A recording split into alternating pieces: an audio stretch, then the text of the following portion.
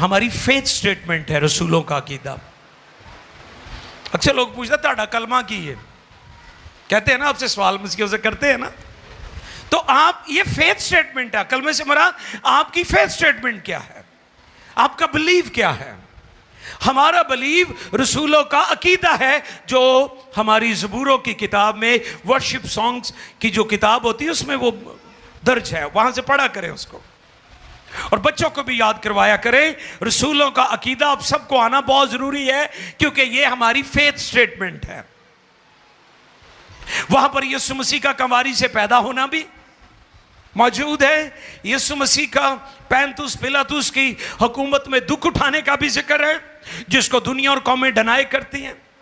यीशु मसीह का कब्र में जाना और फिर 3 रात दिन कब्र में रहना भी उसमें इकरार किया गया है, और उसका जी उठना, और फिर वो आसमान पर चढ़ गया और दोबारा कलीसिया को लेने आएगा, और हमेशा की जिंदगी हम अबदियत में उसके साथ गुजारेंगे। ये हमारे ईमान की बुनियाद है।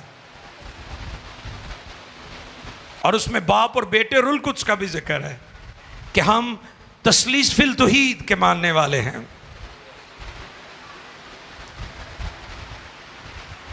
यीशु मसीह ऐसे नहीं ऊपर गए, ऐसे ही वो नीचे भी नहीं आए थे, और ऐसे ही वो ऊपर नहीं गए, बल्कि नबियों के कहने के मुताबिक हुआ है।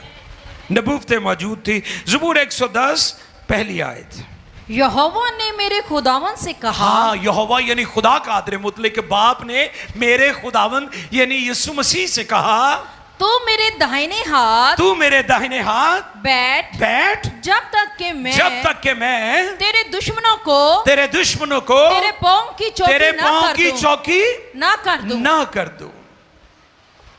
यीशु मसीह जब आसमान पर सऊद फरमा गए, तो फिर वो कहां पर चले गए? हाँ, वो खुदा बाप किबरिया की दैनी तरफ जा बैठे।